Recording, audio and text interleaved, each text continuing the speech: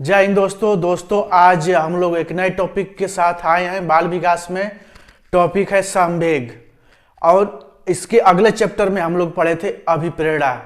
अभिप्रेरणा को बोलते थे मोटिवेशन, लेकिन आज क्या पढ़ना है? इमोशन।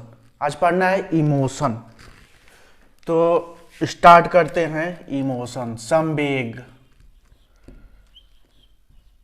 संवेग को इंग्लिश में बोलते हैं इमोशन।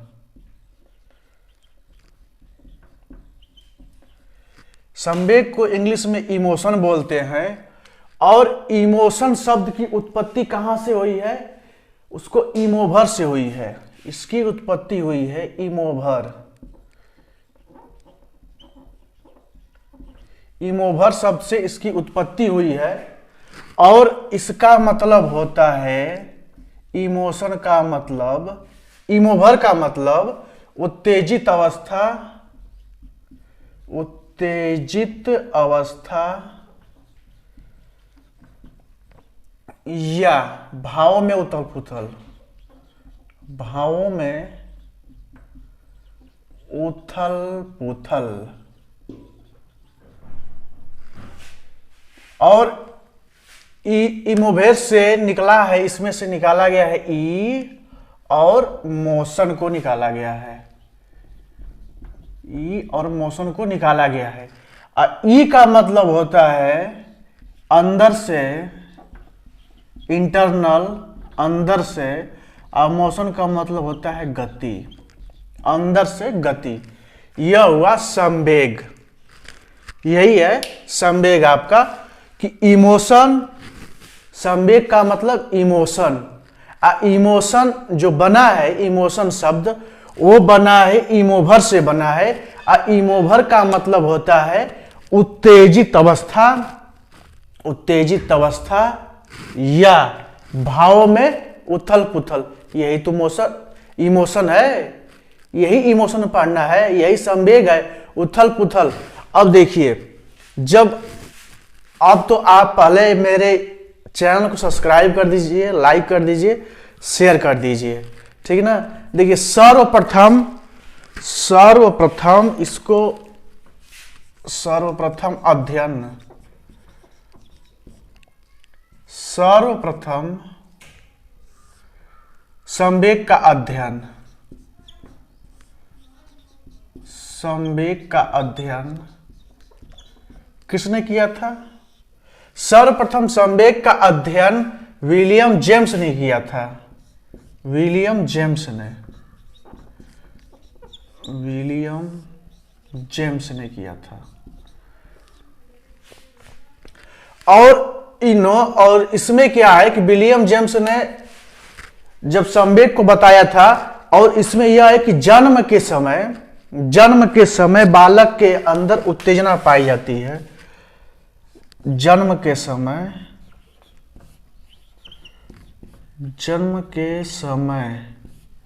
बालक के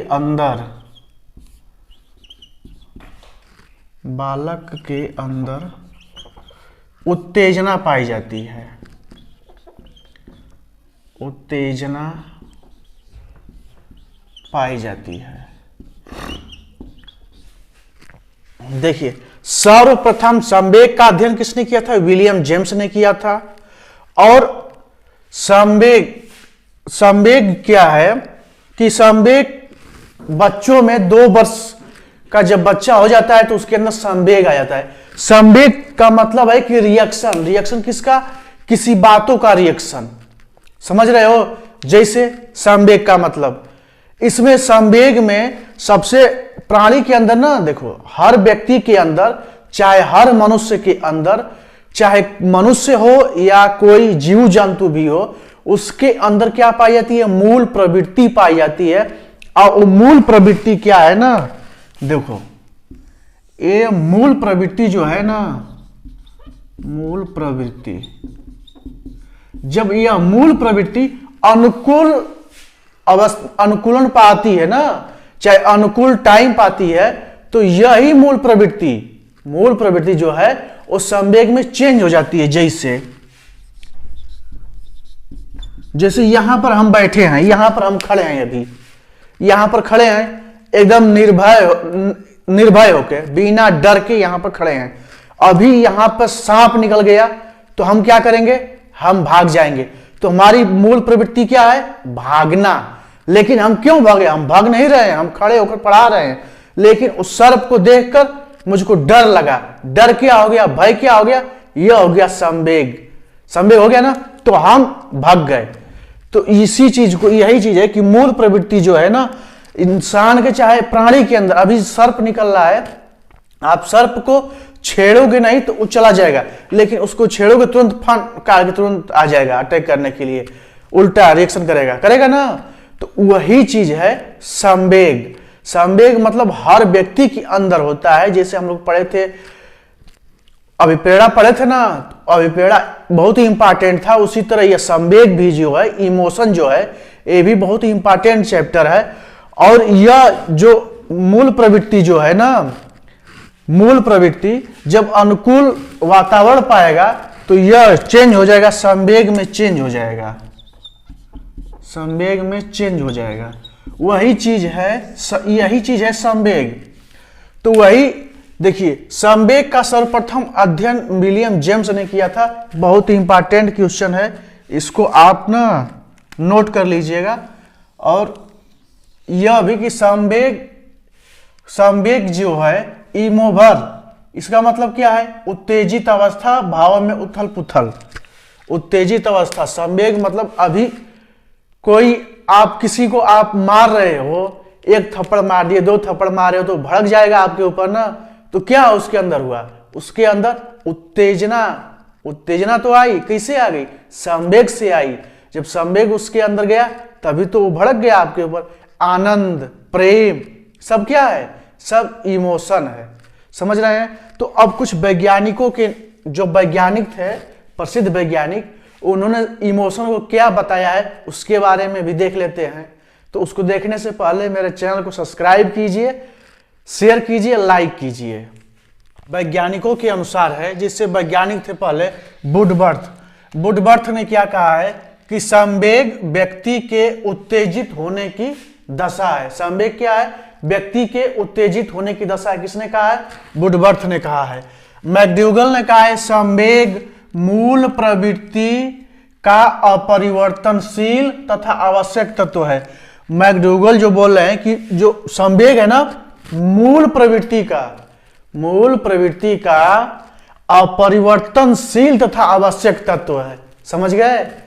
अब देखिए रास के अनुसार क्या करें, संवेग चेतना की वह अवस्था है जिसमें भावात्मक तत्व की प्रधानता होती है रास के अनुसार।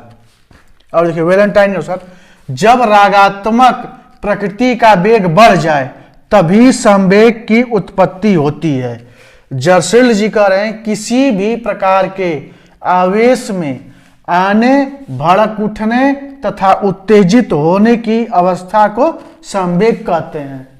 उसी को कहते हैं संवेग। ये सीधा बोल रहे हैं, सीधा बता रहे हैं, किसी भी प्रकार के आवेश में, गुस्सा में आने, भड़क उठने तथा उत्तेजित होने की अवस्था को संवेग कहते हैं। यह क्या है, संवेग। और संवेग क्या है, नेचुरल है और सभी प्राणियों में होता है, चाहे मनुष्य हो, यहाँ का मनुष्य हो, चाहे विदेश का मनुष्य या प्राणी हो, कोई जीव जंतु भी हो, वो भी अपने संवेग को करते हैं, भड़क उठते हैं, मार देंगे जाएंगे। तो अभी सांप है, जा रहा है, देखिए कुछ आप बोलोगे तभी वो कुछ बोलेगा।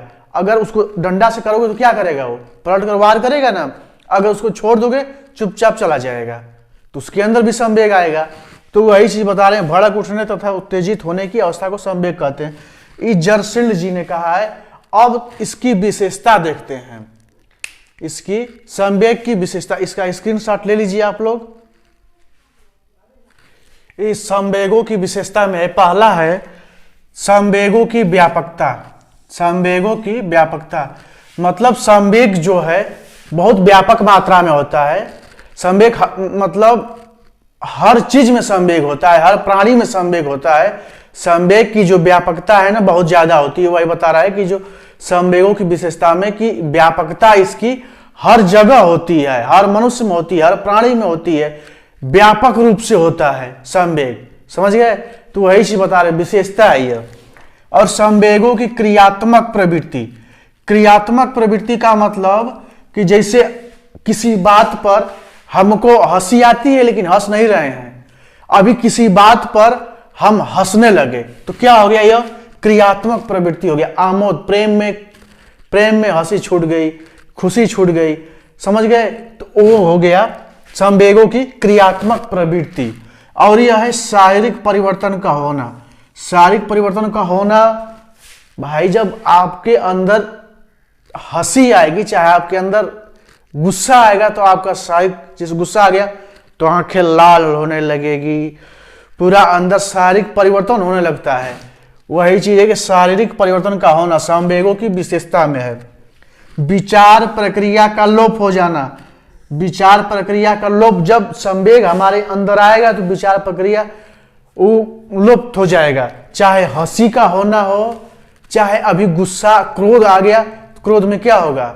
विचार आएगा? विचार नहीं आएगा, वो बाद में आप पछताओगे ना। नहीं, अगर क्रोध आया, गलत काम करिए तो बाद में पछताओगे।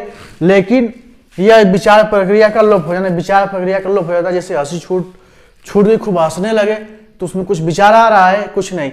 अब जब संवेग को दबाओगे तभी ना करोगे, लेकिन संवेग क्या, दबने वाला चीज तो है नहीं, संवेग आता है। संवेगों का स्थानांतरण ये होता है। संवेगों का स्थानांतरण क्यों नहीं होता है? होगा। अभी हम चुपचाप बैठे, मुझको गुस्सा आता है, मैं नहीं बोलता हूं, लेकिन कोई आकर मुझको बार बार गुस्सा दिला रहा है, तो हमारे अंदर क्या होगा? गुस्सा आ जाएगा। उसका मतलब, चाहे सामने वाला क्रोध में आ गया, वो क्रोध में मुझसे बोला है तो मुझको भी क्रोध आ गया, तो संवेग का क्या हो गया? स्थानांतरण हो गया। समझ रहे हो आप? वही चीज स्थानांतरण। संवेगों की अस्थिरता, संवेग क्या है? अस्थिर है, कभी परमानेंट नहीं चलता है। अभी संवेग में कुछ कर दिए काम, हंसी छूट गई, कुछ देर बाद फिर शांत भी हो गए, तो ये अस्थिरता है। ये नहीं कि हंसते हो तो हंसने लगातार हंसते रह गए, ये संवेग अस्थिर है ना। ये इसीलिए कि संवेगों की अस्थिरता। मूल प्रवृत्तियों से संबंध, इसका तो मूल प्रवृत्तियों से संबंध तो यही है। जब मूल प्रवृत्ति हमारे अंदर है, हमको भय लगता है, हमको भय लगता है, तो अब दिखाओगे तो क्या होगा? हम डर नहीं रहे हैं लेकिन दिखाओगे भय, तो भय तो आ ही जाएगा ना। तो वही चीज है मूल प्रवृत्तियों से संबंध। सुख एवं दुख का भाव नहीं होना, इसी में संवेग की वजह से ही हमको ये महसूस होता है कि मैं दुखी हूं, मैं खुशी हूं, मैं खुश हूं। वही चीज है। तो इसको नोट कर लीजिए, संवेगों की विशेषता। देखिए, आपको मैं ना इतने अच्छे से पढ़ा रहा हूं, आप कहीं भी देख लीजिएगा, इतना फैक्ट कोई बता रहा होगा तो बताइएगा। समझ में आया? तो इसीलिए मेरे YouTube चैनल को ज्यादा से ज्यादा सब्सक्राइब करें, लाइक करें और शेयर करें। अब नेक्स्ट देखते हैं संवेग। ये संवेगों के प्रकार में पहला प्रकार इनका देखिए जो है ना, ये मैकडूगल का है। यह मैकडूगल ने दिया है, यह मैकडूगल ने दिया है, और इन्होंने बताया है कि 14 संवेग होते हैं। देखिए, ये मूल प्रवृत्ति है, ये मूल प्रवृत्ति, यह जो है संवेग है, यह संवेग है। यहां पर यह मूल प्रवृत्ति,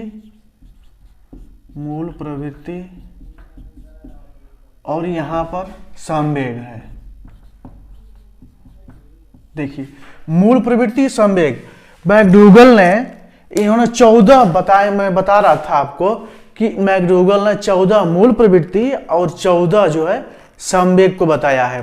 तो अब यही देखिए 14 क्या है। पहला क्या है? पलायन है। ये देखिए, पलायन, पलायन मतलब भागना। अब भागेंगे कैसे? भागेंगे कैसे? हमारे अंदर पलायन की एक मूल प्रवृत्ति है, पलायन, लेकिन अभी हमको भय लगेगा तभी हम भागेंगे। समझ रहे हैं? जब यह वही चीज कि जो पलायन है, या अनुकूल परिस्थिति जब मिलेगी, अनुकूल परिस्थिति, ये तो यह मूल प्रवृत्ति जो है ना संवेग में चेंज हो जाएगी। मूल प्रवृत्ति जो है संवेग में चेंज होगी कब? जब यह जो है अनुकूल परिस्थिति पाएगा तब। और दूसरा है युत्सा, युत्सा होगा तो क्रोध आ जाएगा। और तीसरा है निवृत्ति, समाधान, घृणा, ये मूल प्रवृत्ति, ये संवेग है। संतान कामना सबको होती है, लेकिन जब संतान हो जाता है तब क्या होता है, वात्सल्य, उससे प्रेम हो जाएगा। काम प्रवृत्ति, कामुकता, काम प्रवृत्ति से कामुकता। भोजन की तलाश, जब भोजन की तलाश क्यों करेंगे, तो मूल प्रवृत्ति है, भूख लगेगी। भूख क्या है, भूख जो है संवेग है। भूख क्या है, संवेग है।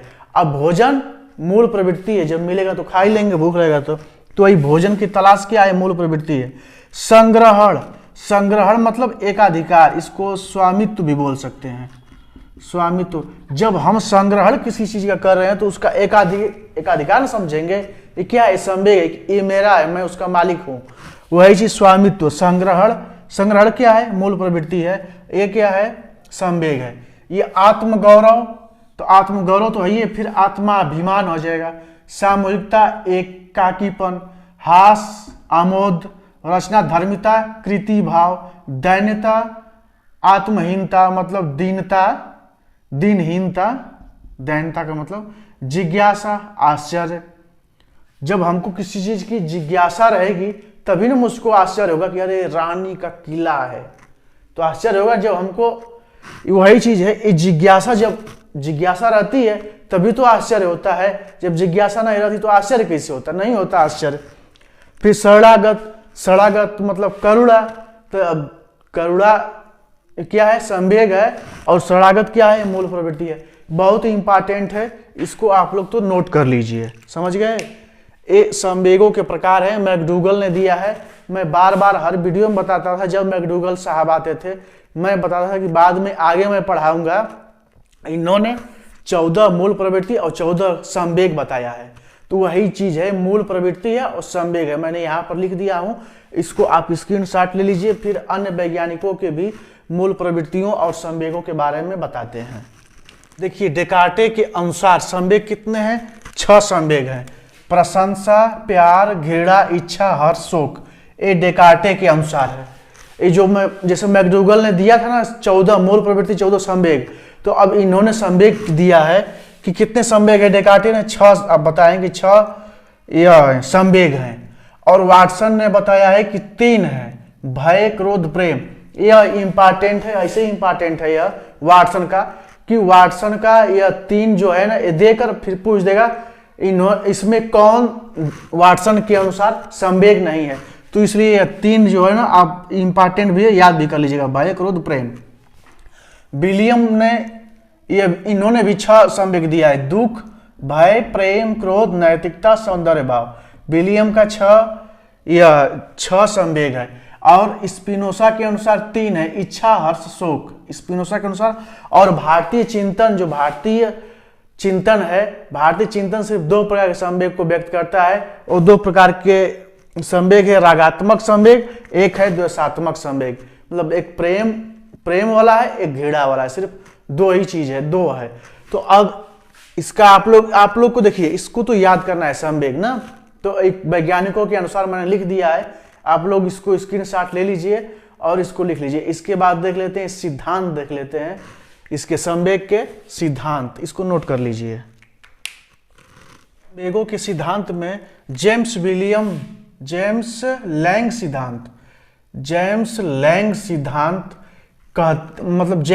सिद्धांत है यह। और कौन बताए, विलियम जेम्स कार्ल लैंग, ये दोनों लोग ने यह बताया जेम्स लैंग सिद्धांत। इसमें क्या है कि प्राणी होगा, प्राणी के पास कोई उद्दीपक जब जाएगा तो वो क्या करेगा, इंद्रियों का संवेग उसके अंदर आएगा। जब इंद्रियों का संवेग आएगा तो संवेगात्मक व्यवहार करेगा। जैसे कोई मनुष्य है, चाहे कोई भी प्राणी है, उसके अंदर कोई उद्दीपक का मतलब या तो उसको गुस्सा दिलाने वाला या तो प्रेम जताने वाला उद्दीपक उसके पास आएगा, तो उसके हिसाब से उसकी इंद्रियां जो है व्यवहार करेंगी, और वही व्यवहार जो है, इंद्रियों का जो संवेग है, वही कहलाएगा संवेगात्मक व्यवहार। जो उसकी मूल प्रवृत्ति जो संवेग में चेंज हो गई और वो व्यवहार करने लगा, तो वही चीज हो गया संवेगात्मक व्यवहार। किसने बताया है, जेम्स लैंग सिद्धांत को विलियम जेम्स ने बताया है। कैनन बार्ड ने 2 सिद्धांत दिए हैं, एक सिद्धांत दिए संवेग, दूसरा है संवेगात्मक। इन्होंने सिर्फ 2 सिद्धांत दिया है। इस सिद्धांत है, आप लोग इसको याद कर जाइएगा कि जेम्स लैंग सिद्धांत किसने दिया है? विलियम जेम्स ने दिया है। केनन बार्ट ने 2 सिद्धांत दिया है, संवेग और संवेगात्मक। हेनरी ए मुनरो ने देखिए क्या बताएं, संवेग के गहनता की अनुभूति। जब आदमी के अंदर संवेग के गहनता की अनुभूति होगी तो क्या करेगा? सुख दुख की अनुभूति। तब उसके अंदर सुख दुख की अनुभूति होगा, तब वह जाकर विषय वस्तु के समीप या दूर जाना वो डिसाइड करेगा कि हमको उसके पास जाना है कि दूर जाना है। तो भाई देखिए, हेनरी ए मुरे ने जो सिद्धांत दिया है, पहला सिद्धांत इन्होंने दिया है कि संवेग के गहनता की अनुभूति, जब संवेग आएगा तो उसकी गहनता की अनुभूति जब होगी तो क्या करेगा? सुख या दुख की अनुभूति उसके अंदर होगी। 2 अनुभूति होती है ना, सुख या दुख, ये 2 अनुभूति होगी। इसके बाद जब यह इसके अंदर आ गया तो अब क्या करेगा? विषय वस्तु के समीप जाएगा या दूर जाएगा, वो डिसाइड करेगा। तो आप समझ गए ना, यह हो गया था संवेग का सिद्धांत। तो अब देखिए, संवेग में से भी बहुत इंपॉर्टेंट है, 1 नंबर का पूछता है।